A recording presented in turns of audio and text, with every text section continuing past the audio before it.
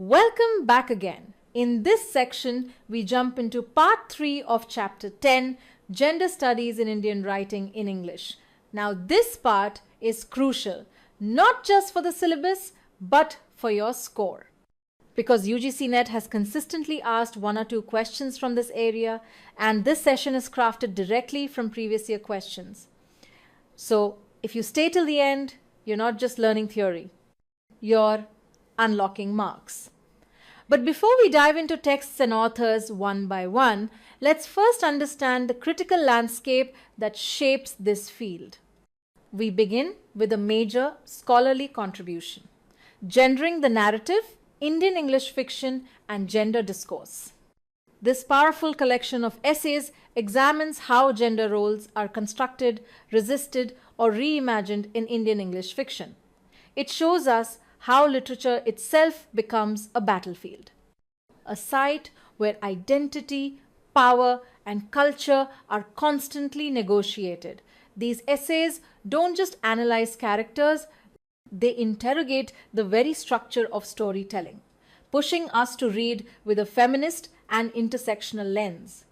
Alongside such academic volumes, peer-reviewed journals like the Indian Journal of Gender Studies offer an ongoing platform for scholars and students.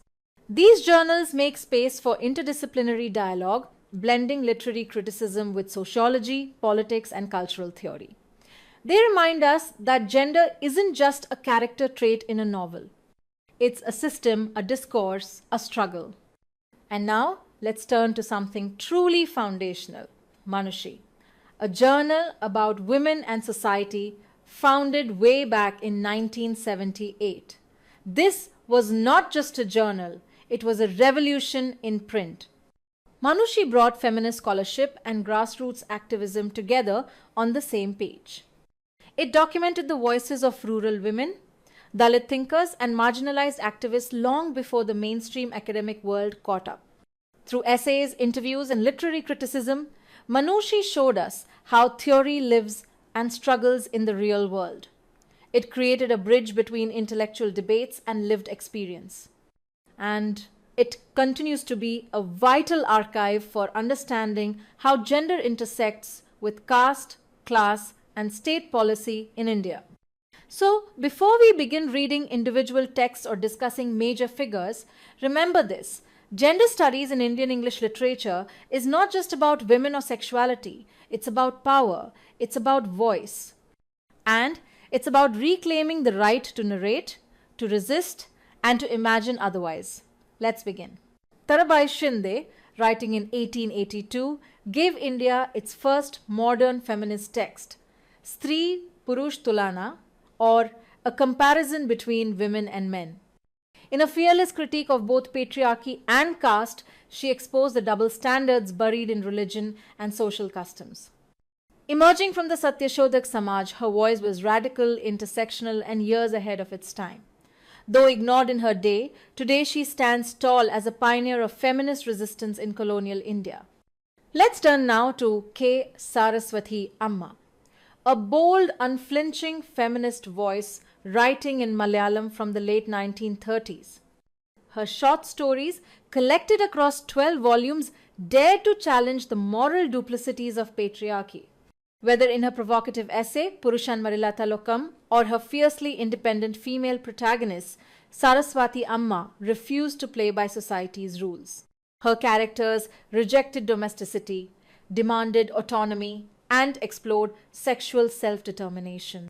Branded a man-hater in her time, she was pushed to the margins. But feminist scholars like J. Devika have reclaimed her legacy. In the essay Beyond Kulina and Kulata, Devika repositions Amma's work as a radical intervention in Kerala's gender debates. Today, with the translation, Stories from a Forgotten Feminist, her writing resurfaces not just as literature, but as resistance. A voice once dismissed is now foundational to Indian feminist thought. Babettai Campbell's The Prisons We Broke, translated into English in 2008, stands as a powerful Dalit feminist autobiography. Written from the viewpoint of a Mahar woman in Maharashtra, the text confronts caste and gender not as separate struggles but as intertwined systems of oppression. Campbell's narrative does not seek pity. It rejects romanticized suffering. Instead, she recounts how Dalit women endure hunger, early marriage, and humiliation, all while challenging both patriarchal norms and dominant Dalit narratives that often ignore women's voices. Her writing is raw and unapologetic, showing the body as both a target of violence and a symbol of resistance. Through community bonds, resilience, and a fierce political awakening, Campbell redefines liberation not as escape but as collective survival and critical action.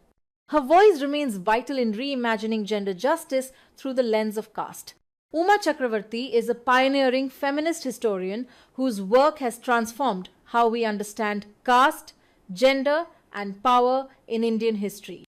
In her influential book Gendering Caste Through a Feminist Lens, published in 2002, she argues that caste is not just a social hierarchy. It is also a deeply gendered system that controls women's sexuality and labor to maintain its structure. Chakravarti's method blends feminist theory with rigorous historical research, uncovering how these controls have operated across centuries, from ancient legal codes to modern reform movements. Her earlier work, Rewriting History, The Life and Times of Pandita Ramabai, published in 1998, brings back the voice of a radical 19th century feminist, challenging the patriarchal narratives of Indian historiography. Her scholarship consistently centers subaltern experiences and asks difficult questions. Who writes history?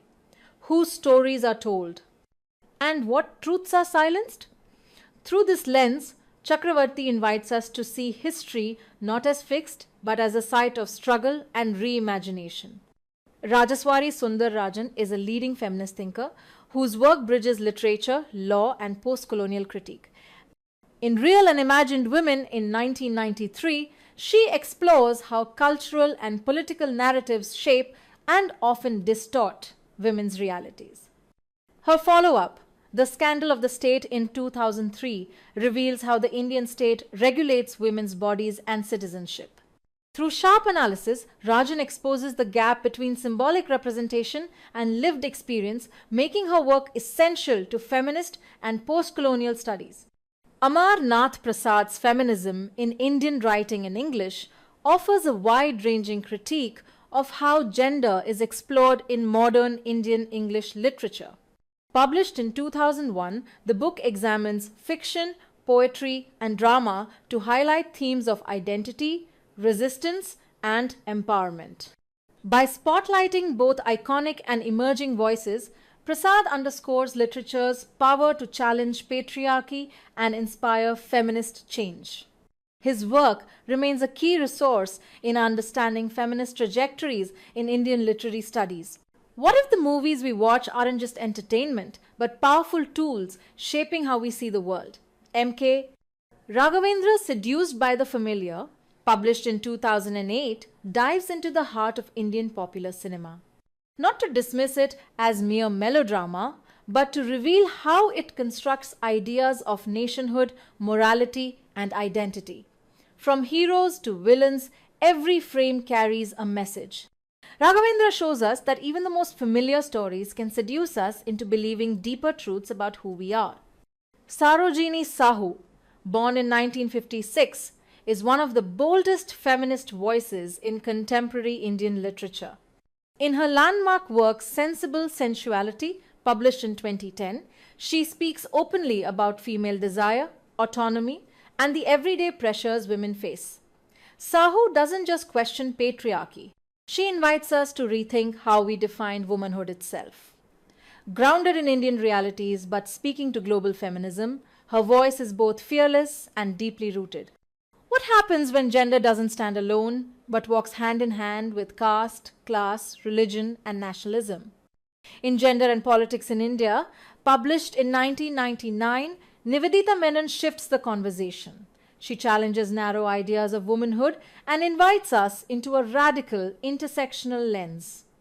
Though not a work of literary criticism, her insights reshape how we read power and identity in Indian English literature. This is not just a book. it's a political awakening in print. What does it mean to live on the margins and then make those margins the center of your story? Arundhati Roy's The Ministry of Utmost Happiness, published in 2017, does exactly that.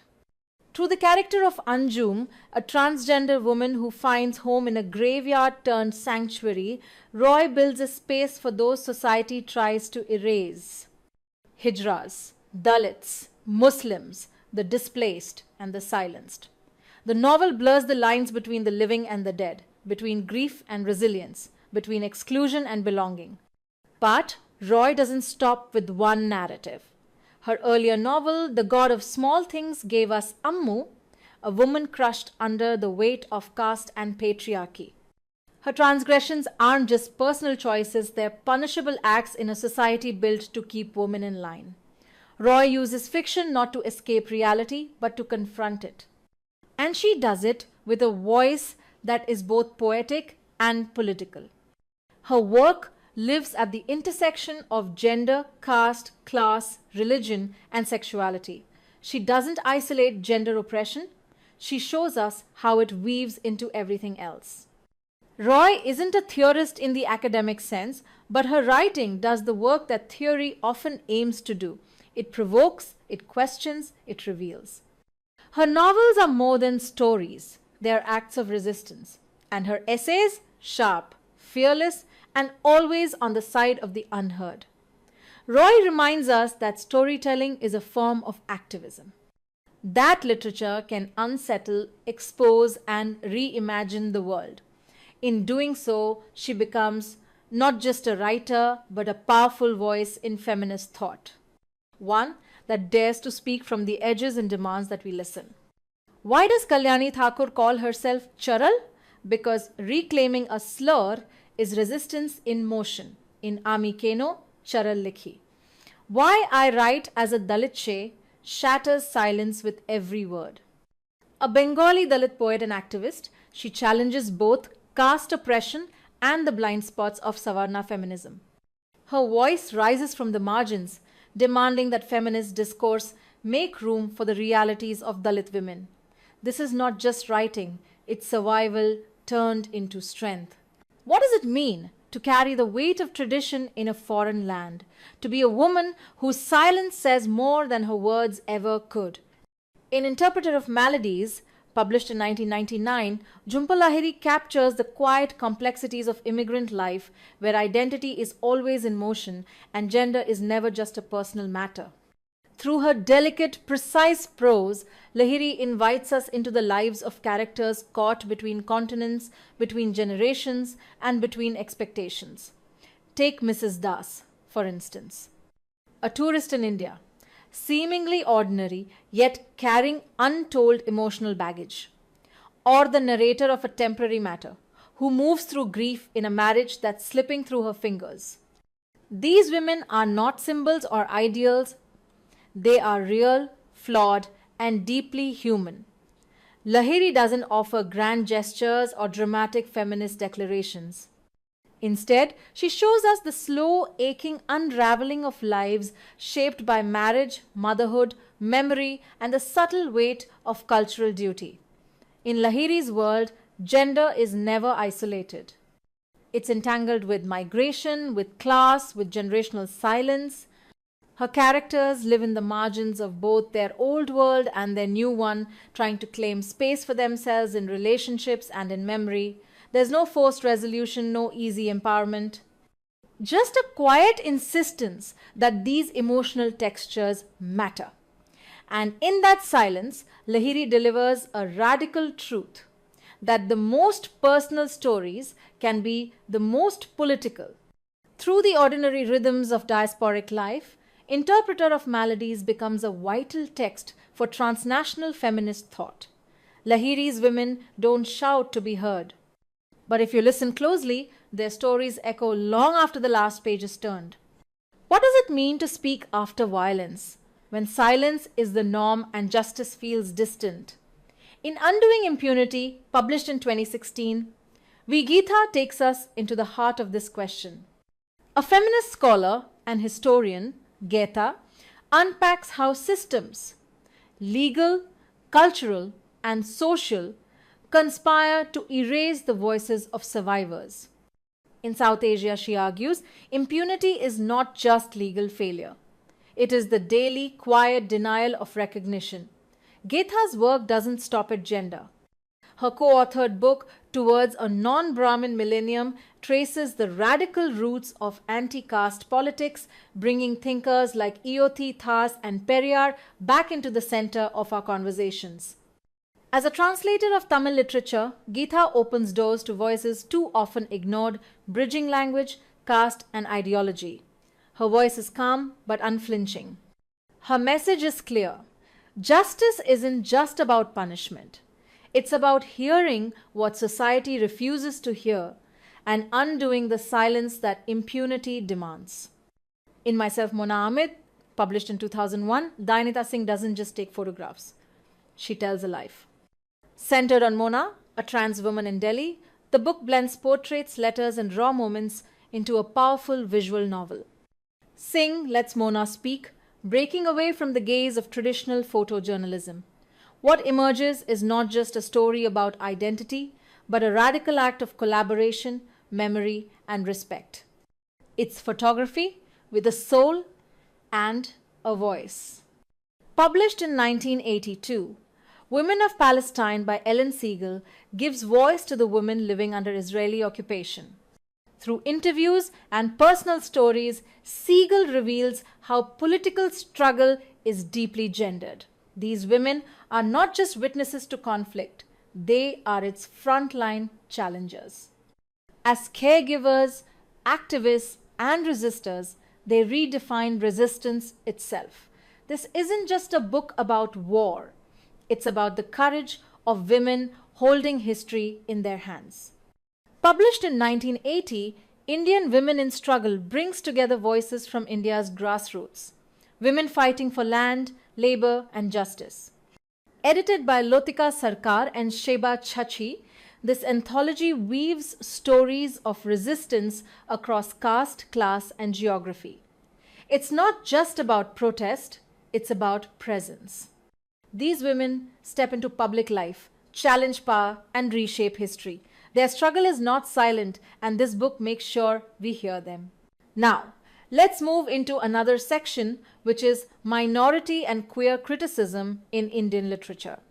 In 1942, Ismat Chughtai dared to write what others only whispered. Lihaaf, or The Quilt, is not just a short story. It's a quiet revolution.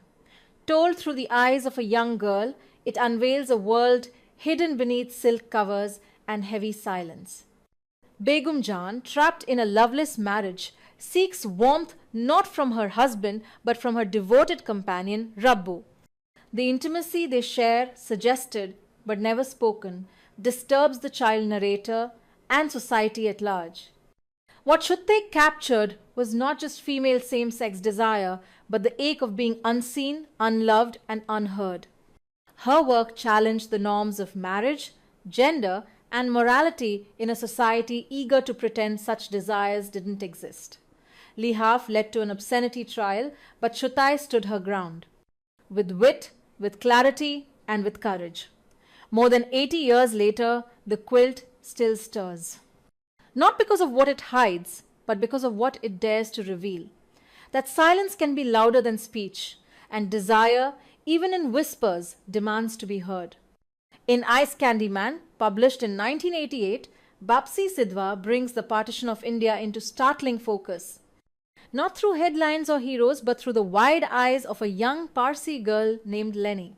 Set in Lahore, the novel paints a world slowly unraveling where friendships fracture along religious lines and everyday life is pierced by sudden violence.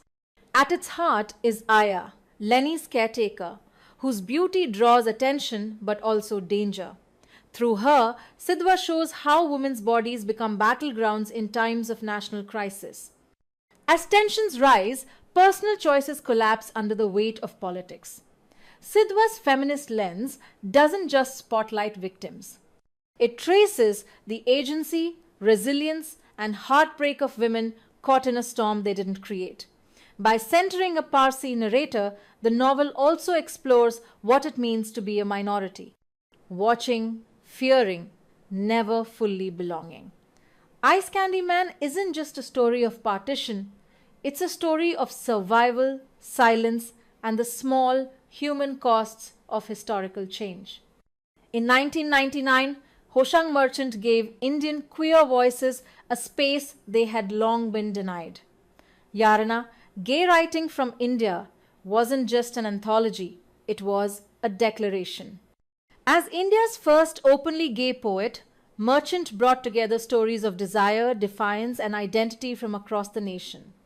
His work blends raw emotion with bold resistance, opening the door for LGBTQ+ literature in a society that often turned away. With Yarana, queer India found its voice. In poetry, in print, and in pride. Ruth Vanita's Love's Right, published in 2005, challenges the myth that same-sex love is a Western idea.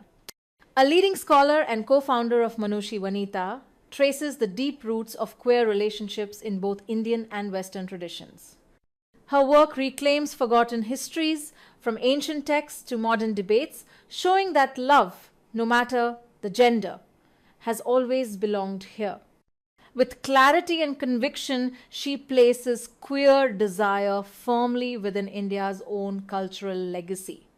Published in 2003, J. Michael Bailey's The Man Who Would Be Queen dives into the science behind gender identity and sexuality, but not without controversy. Drawing on theories like Ray Blanchard's typology, Bailey explores childhood gender nonconformity and adult transgender identities through a biological lens. Critics argue the book reinforces stereotypes and lacks empathy, yet it sparked important conversations about how science approaches queer and trans lives. Love it or challenge it, the book made sure no one could ignore the debate. Mahesh Dattani changed Indian theatre by making the personal boldly political. In Bravely Fought the Queen, written in 1991, he peels back the layers of a fractured family to reveal the silent wounds of patriarchy. Then in On a Muggy Night in Mumbai, from 1998, he makes history-bringing queer lives center stage with raw honesty. Through characters torn between duty and desire, Dattani gives voice to those forced into silence, making his plays essential to India's gender and queer narratives. In 2003, R. Raj Rao's The Boyfriend broke new ground as one of India's first openly gay novels. Set in Mumbai, it tells a raw, unapologetic story of queer desire, caste, and masculinity. Rao doesn't soften the edges, he exposes them, challenging how India sees gender and sexuality. As founder of the Queer Studies Circle at Pune University, his influence goes beyond fiction. He gave queer India not just a voice but a place in literature and academia. In No Outlaws in the Gender Galaxy, published in 2015, Chayanika, Shah and her co-authors ask a powerful question. What happens when you don't fit into the male-female binary? A queer feminist and scientist, Shah explores stories that defy rigid gender rules, offering a vision of identity that's fluid, lived, and real. Through her work with Labia, she brings activism and academia together, proving that gender justice isn't theory, it's survival, resistance, and everyday truth. Published in 1994, Funny Boy by Shyam Selvadurai redefined what queer storytelling could mean in a post-colonial South Asian context. At its center is Arji, a Tamil boy in Sri Lanka, whose journey of self-discovery unfolds against the backdrop of ethnic conflict and rising political tension. But this isn't just a coming-out story. It's a coming-of-age set in a world where queerness collides with nationalism, family honor, and the deep fault lines of cultural tradition. Selvadurai doesn't isolate Arji's sexuality. Instead, he threads it through questions of race, class, and belonging. Arji's desire is tender and quiet, but its implications are seismic. Through his voice, Selvadurai resists the stereotypes that once flattened LGBTQ+ characters in literature. He writes not from the margins, but from within lived spaces. Bedrooms, schoolyards, and family rooms where silence often speaks loudest. Funny Boy remains a landmark in queer South Asian writing, not just for its courage, but for its compassion. It reminds us that queerness is never outside culture. It's shaped by it, questioned within it, and ultimately claimed on one's own terms. Shals Mahajan writes from a space that refuses to be boxed in. As a genderqueer author and co-writer of No Outlaws in the Gender Galaxy, published in 2015, Mahajan explores what it means to live beyond male and female. Blending personal stories with sharp critique, the book challenges the violence of gender norms. Whether through academic essays or children's tales like Timmy in Tangles, Mahajan shows that queerness isn't an exception. It's part of the everyday, woven into how we imagine, resist, and belong. In The Truth About Me, published in 2010, A. Revathi gives voice to a life often silenced. A trans woman and member of the Hijra community, Revathi speaks not from theory but from lived truth. Truth shaped by rejection, violence, survival, and, above all, resilience. Her memoir, translated into English by V. Geetha, traces her journey from a small town to the front lines of queer and trans activism in India. Before this, she curated Unarvum Uruvamum, a Tamil collection of Hijra life stories that helped lay the foundation for regional queer literature. With courage and clarity, Revathi tells us what it means to be pushed to the margins and what it means to fight your way back with dignity. Her work challenges dominant narratives of gender by centering those often left out queer, subaltern, and third gender voices. Today, her memoir is taught in university classrooms, cited alongside Maya Angelou and Bama. But more than that, it is a story that insists loudly and beautifully that every life, no matter how marginalized, deserves to be heard. Akhil Katyal writes poetry that feels like both a whisper and a revolution. As co-editor of The World That Belongs to Us, published in 2020, he helped create a vibrant map of queer voices from across South Asia. His poems blend intimacy with protest, weaving queer desire into everyday language and sharp political insight. Whether on the page or in the classroom, Katyal reclaims space for love, for memory, and for those long pushed to the margins. In the early 1980s, a group of South Asian scholars, led by Ranajit Guha, joined by Partha Chatterjee, and later Gayatri Chakravorty Spivak, set out to question the way Indian history had long been written. This became the Subaltern Studies Project, a 12-volume intervention that rewrote the rules of historical thinking. Instead of focusing on kings, colonizers, or nationalist leaders, they turned the lens toward those most often left out: peasants, tribals, women, the subaltern. Their work challenged the idea that real change only comes from the top. They argued instead that the margins had always been active, resisting, negotiating, surviving. Drawing from Marxist, post-structuralist, and post-colonial theories, the Subaltern Studies Collective didn't just tell new stories. They asked why the old ones were told the way they were. They pushed historians to listen more carefully to voices that had been silenced, not erased, but unheard. And then came Gayatri Chakravorty Spivak, whose question shook the very core of post-colonial theory: can the subaltern speak? Published in 1985, this landmark essay didn't offer an easy answer. Instead, it exposed how even the most progressive academic efforts could still speak over the marginalized, especially women of the global South. Spivak argued that without self-reflexivity and critical humility, we risk turning representation into another form of erasure. In her essay, Three Women's Texts and a Critique of Imperialism, also from 1985, Spivak turned her attention to Bronte, Rees, and Shelley, showing how Western feminist narratives often carry traces of empire. Her work continues to challenge both feminism and post-colonialism to look inward and ask, who gets to speak and who is still being spoken for. Now, let's talk about another section, which is reader response and reception studies in India. What if the power of a story lies not just in its telling but in its reception? In his essay, Dialectics of the Reader Response, The Indian Approach, R.S., Pathak explores this question through the lens of classical Indian aesthetics. At the center of his argument is the Sahdaya, the refined, emotionally attuned reader, whose sensitivity brings the rasa or aesthetic essence to life.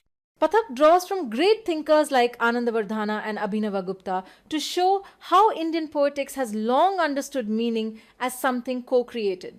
Unlike many Western models that emerged in the 20th century, Indian theory sees the reader not as a passive receiver, but as a vital interpreter, shaping the emotional and philosophical depth of a text through inner resonance.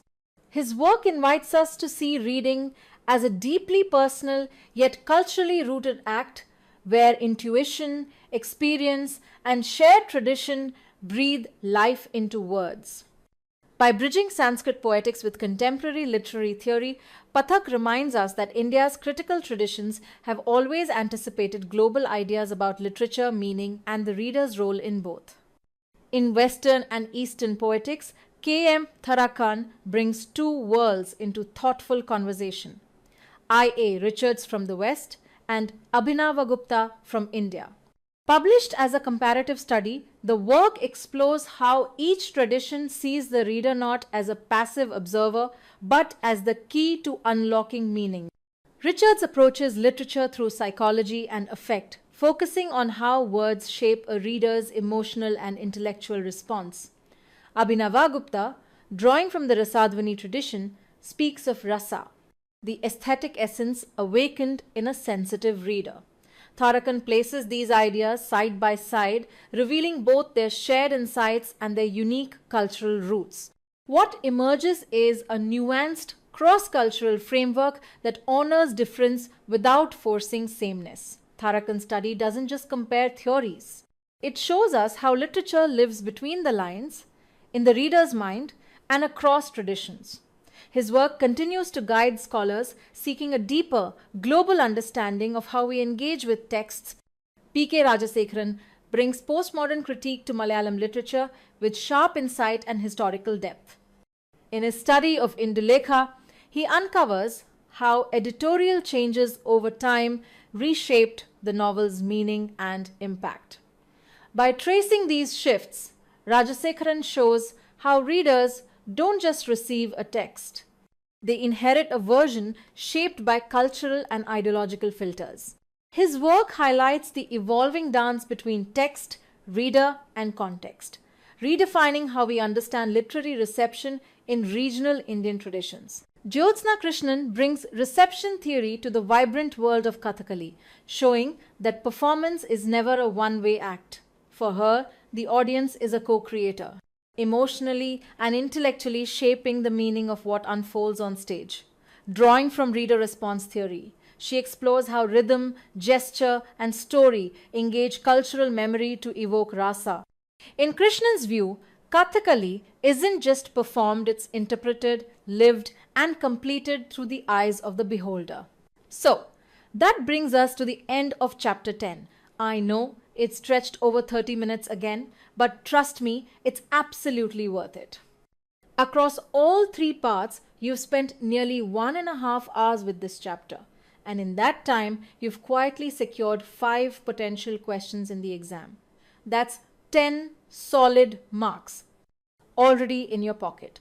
Don't forget to complete the topic-wise PYQs with explanations. The link is right there in the description box.